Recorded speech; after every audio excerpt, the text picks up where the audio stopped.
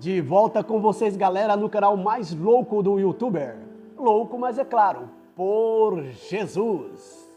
Sejam todos bem-vindos ao nosso programa EBD em Casa. Cristianismo acima de tudo e Deus acima de todos.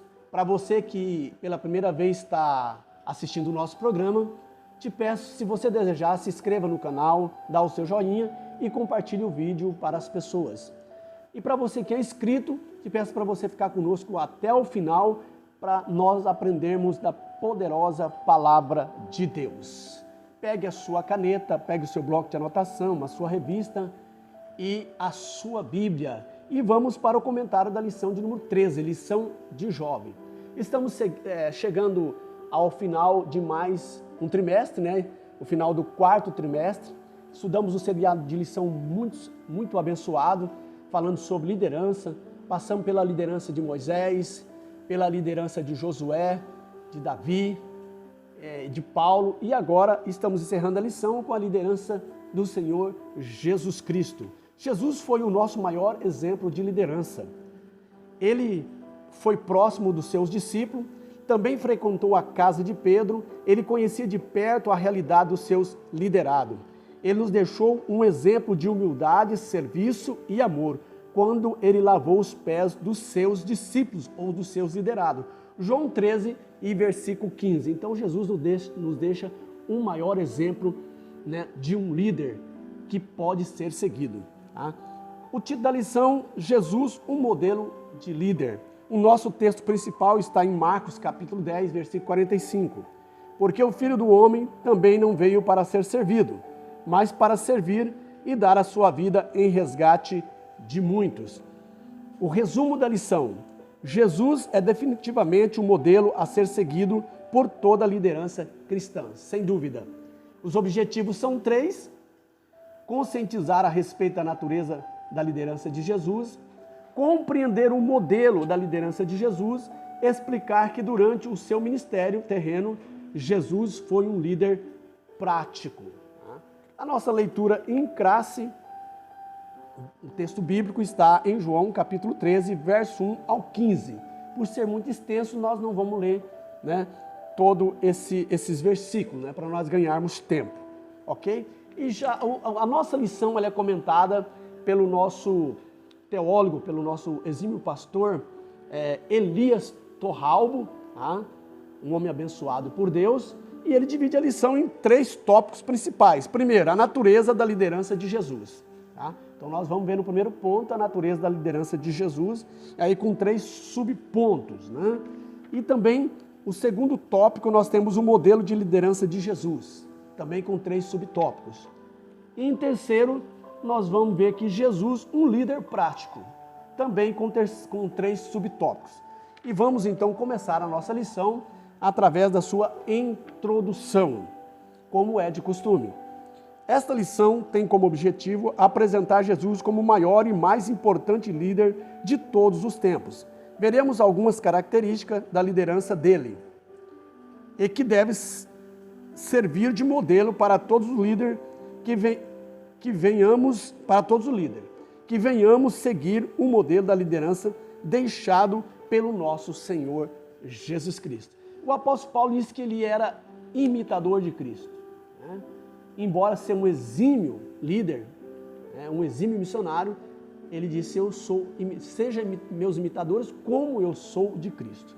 Na realidade, se algum líder se colocar e se achar maior do que a Cristo, que a liderança que Cristo nos deixou, ele não deve seguir a Cristo. Tá? Ele não pode ser discípulo de Cristo, porque o maior líder que caminhou, que palmilhou essa terra, foi o Senhor Jesus Cristo. Não há outro maior do que o nosso Senhor Jesus Cristo. O primeiro tópico da nossa lição: a natureza da liderança de Jesus. Qual é a natureza da liderança de Jesus?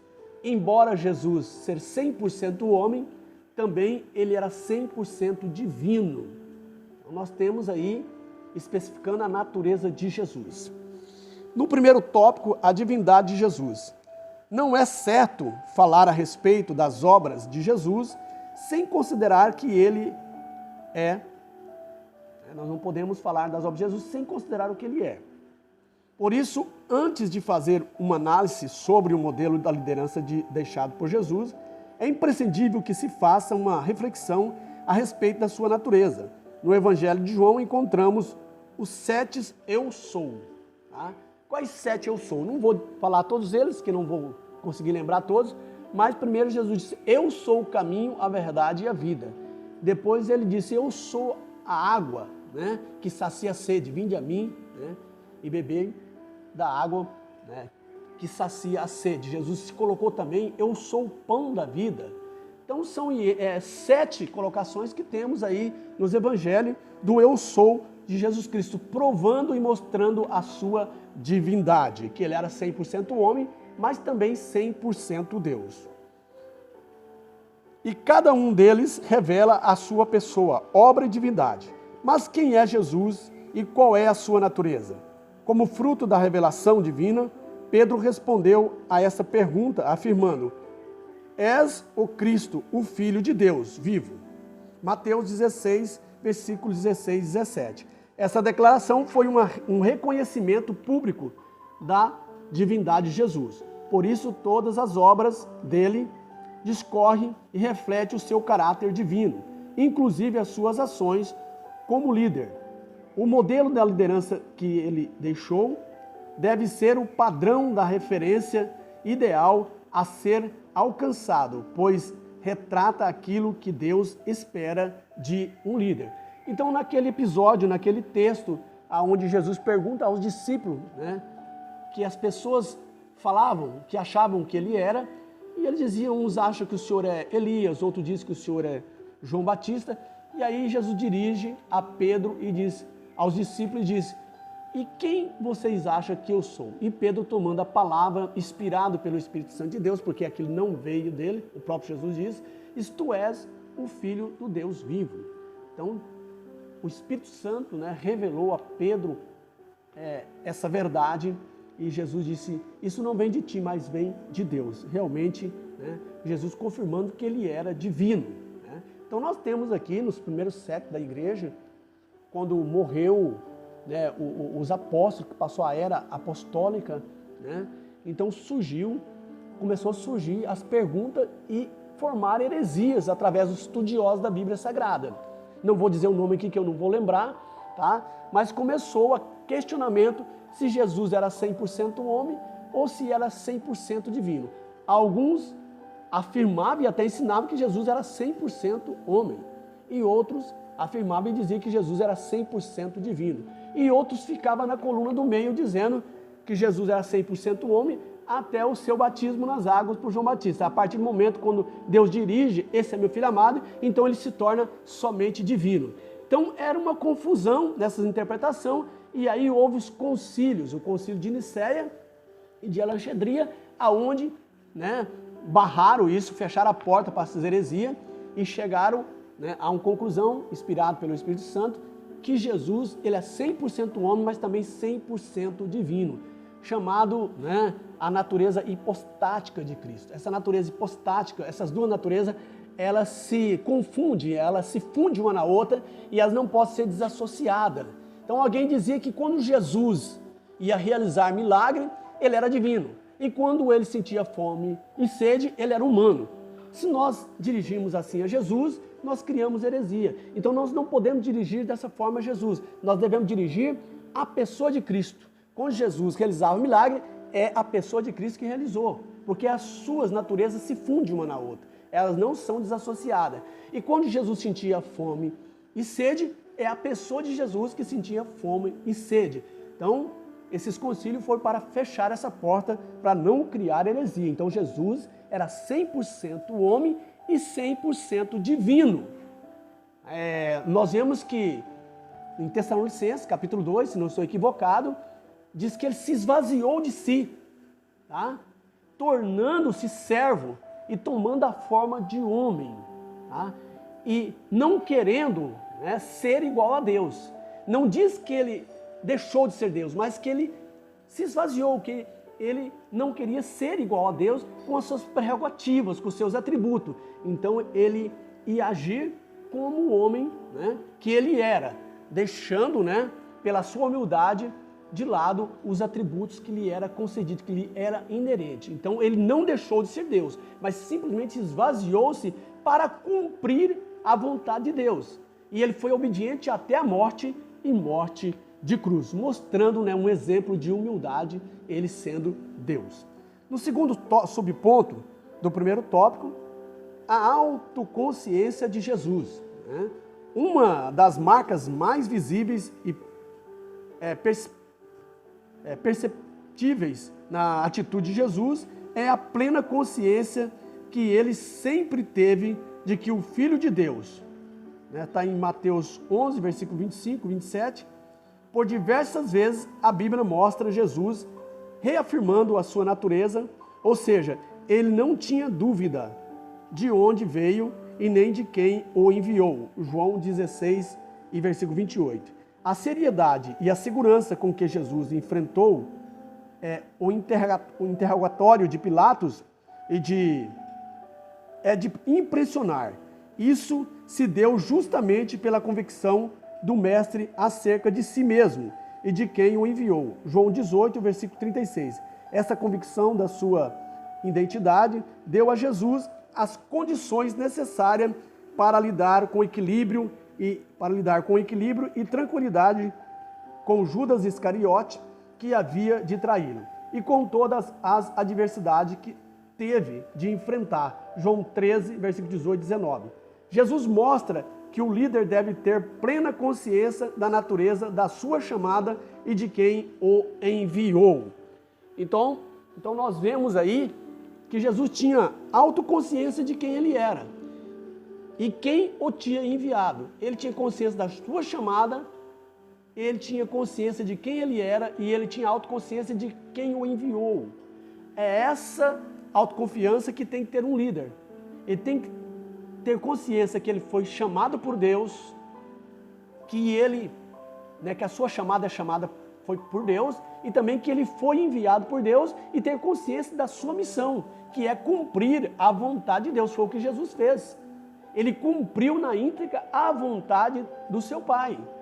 Chegou um momento, quando ele foi tentado ali no deserto, que Satanás oferece, ali, começa a tentá-lo, dizendo, se pôr em dúvida a sua filiação. Se tu és o Filho de Deus, transforma essas pedras em pães. E Jesus disse, nem só do pão viverá o homem, mas de toda a palavra que sai da boca de Deus. Então Jesus estava dizendo que ele tinha a autoconsciência que ele foi chamado por Deus para cumprir a missão, e Satanás queria desviar o seu foco. E ele respondeu a Satanás que ele tinha certeza que era o Filho de Deus. Levou ele para um alto monte e disse, tu, de joelhos me adorares, mostrou todo a glória do mundo, e disse para Jesus, se tu de joelhos me adorares, não tem briga, Jesus, está tudo tranquilo entre nós, só me adora. Ele disse, não, nós devemos adorar só ao nosso Deus. Vai-te, Satanás. E Satanás se retirou, e logo veio os anjos e serviram a Jesus. O que Jesus estava dizendo para Satanás? Que ele tinha consciência da sua missão, que ainda não era hora dele ser glorificado, não era hora dele ser exaltado, mas que ele tinha que cumprir sua missão com humildade, porque chegaria a hora, está em Apocalipse, que todo o poder lhe seria entregue na mão, a chave do inferno e da morte, e todo o poder lhe seria entregue em sua mão, e todo o mundo, os céus, vinha a ser dele. Então ele tinha consciência da sua chamada, de quem ele era e o que ele estava fazendo aqui na terra. Avançando então para o terceiro tópico, Jesus e a consciência da sua missão. Além da autoconsciência que ele tinha, quem o enviou, e quem ele era, agora ele tem a consciência da sua missão. Ciente de sua natureza e de quem o enviou, Jesus teve clareza a respeito da sua missão, ou seja, do que ele veio fazer no mundo. Esta consciência pode ser vista nas palavras que dirigiu aos seus pais quando eles o encontraram ensinando aos doutores da lei. Por que é que me procuráveis? Não sabeis que me convém tratar do negócio do meu pai? Lucas 2:49. Quando os pais de Jesus voltam, de uma festa que eles tinham ido em Jerusalém, e eles notam que Jesus não estava mais com eles.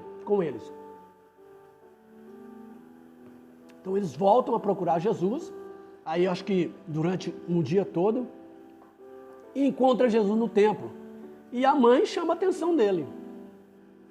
E ele disse, olha, vocês não sabem, a mãe e o pai, vocês não sabem que eu tenho que fazer a vontade do meu pai? Foi para isso que eu fui chamado? Então ele tinha consciência da sua missão. A verdade é que em cada etapa de sua trajetória terrena, Jesus teve muita clareza acerca da sua missão. Compreender a sua missão deu a Jesus as condições necessárias para realizar tudo com excelência. Então, isso é importante quando um líder, compreende, tem consciência da sua missão. Ele vai cumprir, com excelência a sua missão, como Paulo cumpriu. Nada, nem a tribulação, nem a altura, nem a profundidade, nem as adversidades, nem os problemas que acontecem na vida, os dias maus que vêm, pode tirar a excelência da missão que ele tem que cumprir para Deus. Foi o que aconteceu com Paulo, mesmo sofrendo, eles que nada disso tiraria o seu foco, a missão que foi lhe outorgada. Foi assim que Jesus deixou o exemplo. Ele sabia da sua morte, ele sabia dos algozes, do que ele ia sofrer, mas como ele tinha convicção da sua missão, então ele cumpriu com excelência. Então é um exemplo que Jesus dá para nós. Nada pode, pôr em xeque a missão que Deus deu para cada um de nós. Avançando para o segundo tópico, o modelo de liderança de Jesus. Então nós vamos ver agora o modelo de liderança de Jesus. E no primeiro subponto, uma liderança fundamentada no amor. Então a liderança de Jesus foi fundamentada no amor. Um líder jamais pode liderar se ele não tiver derramado em seu coração o amor ágape de Deus. E quando você converte a Cristo, esse amor é derramado em nossos corações. E nós precisamos alimentar esse amor, que é o amor altruísta, que é o amor que não recebe em troca aquilo que ele faz ao outro.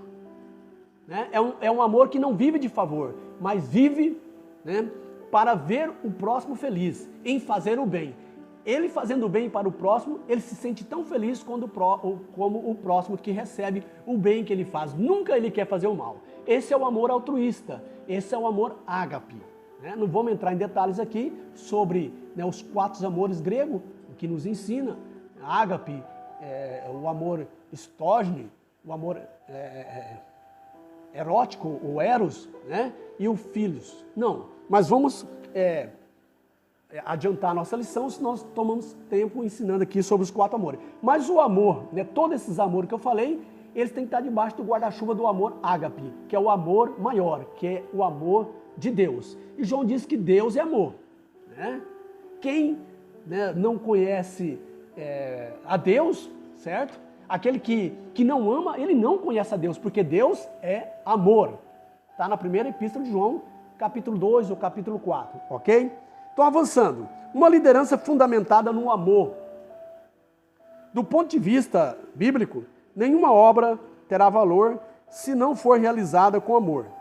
Em outras palavras, é o amor que valida e dá autenticidade a toda e qualquer ação da igreja.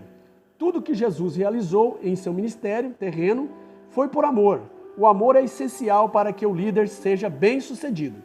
O amor deve ser evidenciado em obras, assim como Deus provou o seu amor por nós. E aí nós vemos um dos grandes líderes, o apóstolo Paulo, na sua primeira carta aos Coríntios, capítulo 13, ele diz que o maior de tudo, ou de todos, de dons, de profecia, de língua estranha, de interpretação de língua, de cura, de milagres, de fé, de esperança, o maior de todos esse é o amor. Sem ele, nada disso tem valor. Ele fala na sua carta, no capítulo 13, na sua primeira carta aos Coríntios, capítulo 13. Eles que podiam falar a língua dos anjos, a língua dos homens, e não tivesse amor, nada disso teria valor. Tivesse fé para remover os montes, de maneira tal que removesse os montes, Mas se ele não tivesse amor, nada disso seria. E ele chega a dizer que se ele desse o seu corpo para ser queimado, torturado, por amor a alguém, mas não tivesse amor, nada disso adiantaria. Então tudo que nós vamos fazer, nós temos que fazer com amor. Porque tem pessoas que podem até querer ser mártir, querer fazer obras, mas é para se aparecer. É para que a sua imagem seja conhecida, como nós vemos na mídia. Alguém que faz uma obra, que faz um benefício, uma caridade, ele filma, ele tem prazer de mostrar para mostrar que realmente, né, faz obra social. Mas não é isso que Deus quer. Deus quer que nós fazemos obras sociais, mas que o nome dele seja glorificado e que isso seja feito por amor. Quando nós fazemos por amor, nós não queremos nada em troca. Porque o amor altruísta, o amor ágape, ele faz com alegria para ver o próximo feliz. Então, o amor, ele é altruísta. Esse amor de Deus, ele é altruísta. Ele não faz com relação de troca. Toma lá e me dá cá. Não. Me ama que eu te amo. Não. É amar, é o amor incondicional. Não é o amor com condições. Tá? É isso que está ensinando a lição. Avançando para o segundo tópico, o segundo ponto do segundo tópico. Uma liderança sacrificial. Qualquer reflexão a respeito da obra de Jesus em favor da humanidade, inclusive a sua liderança, deve começar com base em sua disposição em se sacrificar pelo favor do outro. Tá? Filipenses 2, 6, versículo 6 ao outro. Foi isso que Jesus fez. Ele estava convicto da sua missão, né? e da sua liderança sacrificial. Ele veio para servir. Ele veio sofrer pelos pecados da humanidade.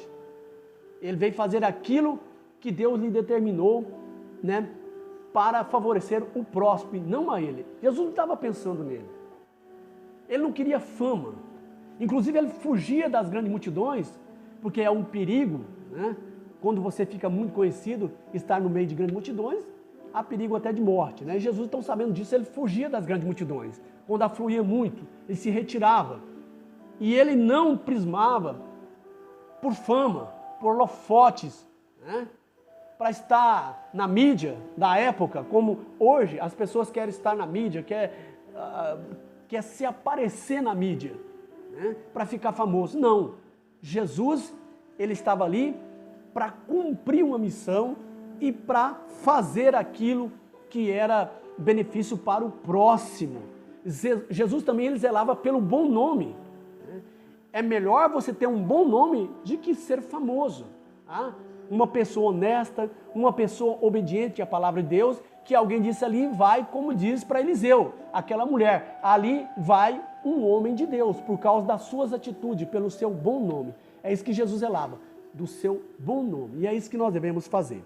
Terceiro subponto do segundo tópico, uma liderança em favor do próximo. O olhar do mestre sempre esteve voltado para o outro e nunca para si mesmo. Firmado no princípio apresentado a Abraão, de que nele todas as famílias da terra viriam a ser abençoadas, Gênesis 12, 3, o Senhor Jesus disse ter recebido a unção divina com o propósito de abençoar as outras pessoas. Ele reconheceu estar cheio do Espírito Santo, não para fins pessoais, mas para evangelizar os pobres, curar os quebrantados de coração, apregoar liberdade aos cativos e dar vista ao cego, pôr em liberdade os oprimidos. Então Jesus não veio lutar por causa própria, por benefício próprio, ele veio lutar pela causa da humanidade. Ele tinha consciência da sua missão.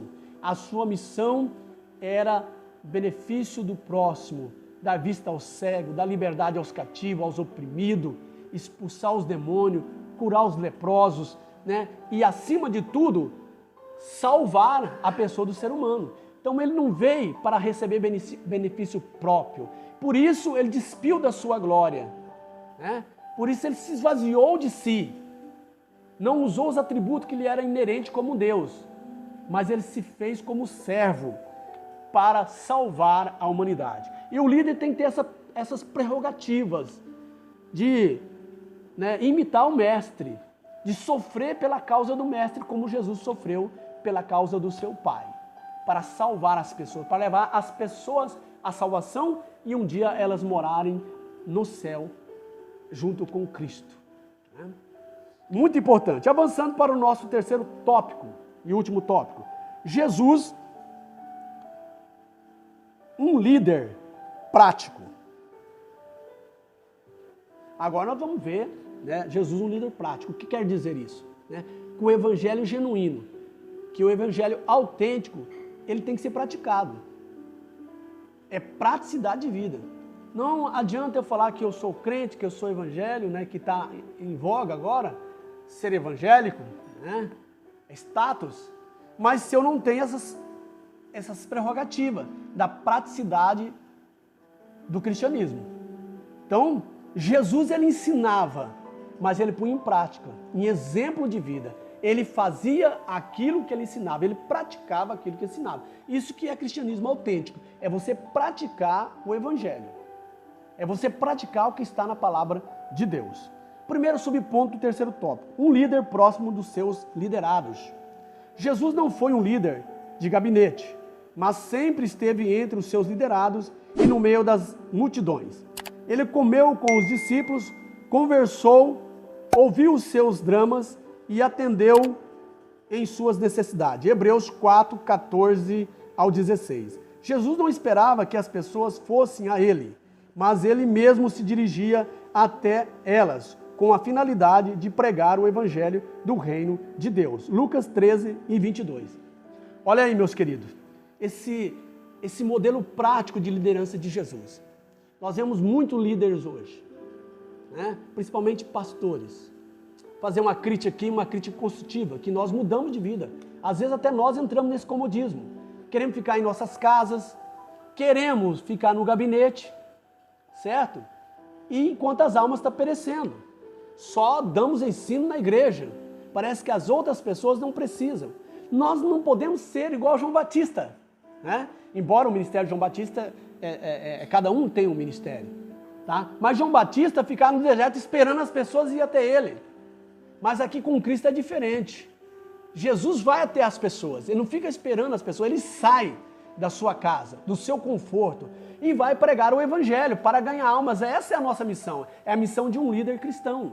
Não podemos ficar em quatro paredes, nós precisamos de sair para fora, ir nas casas da pessoa, fazer visita. Hoje a maior parte dos cristãos reclama que os líderes não vão visitá-los, né? Fica só em seus gabinetes. Mas temos que sair do nosso conforto, fazer visitas, para ver a necessidade daquele que nós estamos liderando e ajudá-los. Jesus disse, se você for à casa do irmão e só orar por ele e dizer que está tudo bem, você está pecando. Você deve agir, você deve ajudar ele nas suas necessidades, de uma forma ou de outra, né? Comunicar aos crentes para que possa fazer uma campanha e ajudar a pessoa que está em dificuldade.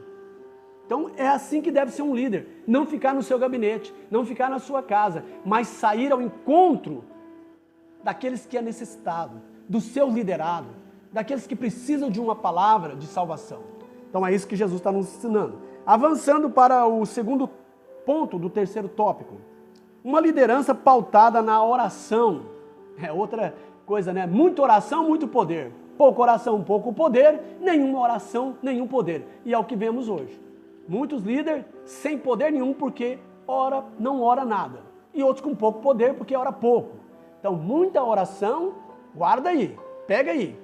Muito poder. Pouca oração, pouco poder. Nenhuma oração, nenhum poder. Jesus orou e ensinou os seus discípulos a orarem.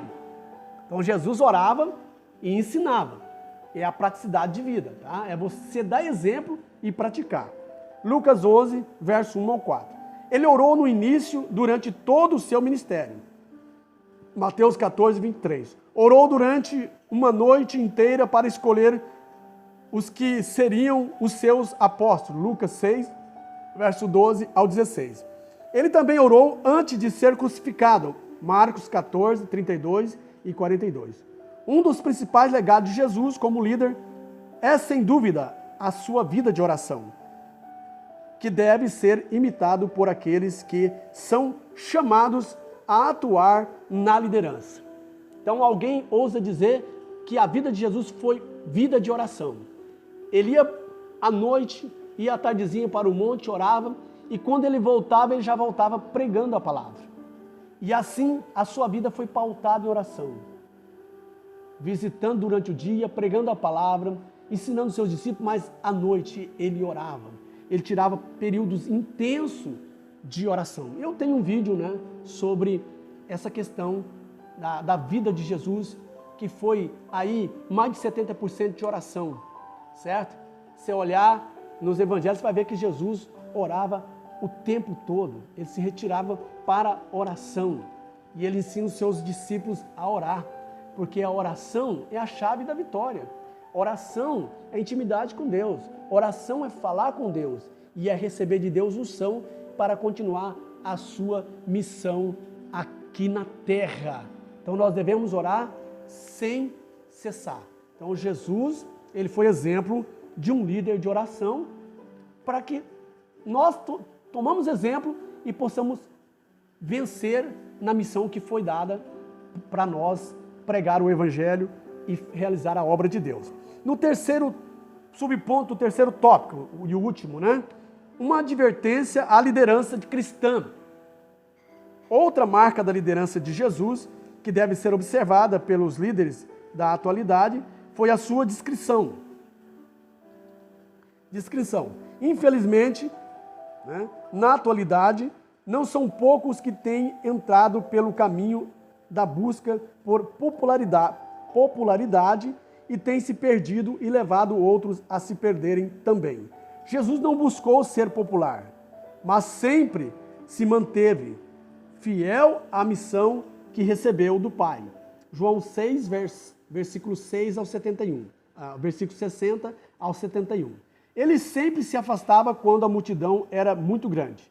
Lucas 5, verso 1 ao 3, 15 e versículo 16. Não fez marketing pessoal, mas ele investiu no bom nome, como se vê no exemplo do cego de Jericó, que embora não tivesse condições de conhecer a sua face em virtude da sua deficiência visual, conhecia bem o nome do Senhor, o nome de Jesus. Marcos 10, versículo 46 e 52. Então aqui entra que o bom nome é melhor do que a fama, do que os holofotes, do que a imagem, Vender a sua imagem para ganhar fama, para ganhar holofote, para ficar famoso. Não. Jesus, ele fugia das multidões quando afluía muito, que há um perigo muito grande. Então ele preferia o bom nome do que difundir a sua imagem. Foi o que aconteceu. E o cego, conhecendo o bom nome de Jesus, embora nunca tinha visto, então ele clama com alta voz: Jesus, filho de Davi, tem misericórdia de mim. E Jesus atendeu ao cego. Então tomamos cuidado com querer ser famoso e também ensinar os mais novos que estão começando a ser famoso, a pregar por dinheiro, a pregar por fama, porque isso que aconteceu com Satanás. Ele foi um anjo de alto patente no céu. Foi o querubim ungido, como diz em Ezequiel 28. Querubim ungido. Ele vivia no Monte Santo de Deus. O seu caminhar era nota de música. Andava entre as pedras preciosas. Era o anjo de alto patente. Porém, isso subiu. Ele não teve humildade. Subiu no seu coração uma soberba, o orgulho. E quando Deus vê um homem orgulhoso e soberbo, lembra Deus o diabo. Ele queria ser maior do que Deus. Então nós, como servos do Senhor Jesus Cristo, não podemos querer ser maior do que Ele. Nós temos que realizar as suas obras e difundir o seu nome, não o nosso, como muitos estão fazendo. E nós temos que zelar, nós temos que cuidar disso. Porque às vezes a gente nos fragamos desse jeito. Nós precisamos ter humildade e voltar atrás e pedir misericórdia e perdão para Deus. Para que nós não venhamos difundir o nosso nome, mas sim difundir o nome de Cristo. É Ele que tem que estar. Ele é a estrela maior. Ele é o sol da justiça. E nós simplesmente somos astros nesse mundo que passamos. Às vezes fica só o nosso clarão. Nós passamos. mas Jesus permanece para sempre. Então nós precisamos ter muito cuidado para não chegar como chegou Satanás. E Satanás sempre tem lutado, né? Aproveitando aí o talento, né? O talento da pregação, a vocação, para induzir as pessoas a buscarem fama. Foi o que aconteceu com ele. E quando ele quis ser maior do que Deus, Deus mandou ele para baixo, porque Deus não dá a sua glória a outrem, e muito mais a nós. Satanás, então, perdeu, né? Vivia no céu onde não havia pecado e pecou. E hoje nós vivemos num lugar que é lugar contaminado por pecado, tentado por Satanás, mas nós procuramos nos renunciar a essas coisas para nós ser salvo e chegar à presença de Deus. Continue assim, não procure ser famoso, mas procure, né, zelar pelo seu nome e pregar e ser fiel à missão que Deus te deu.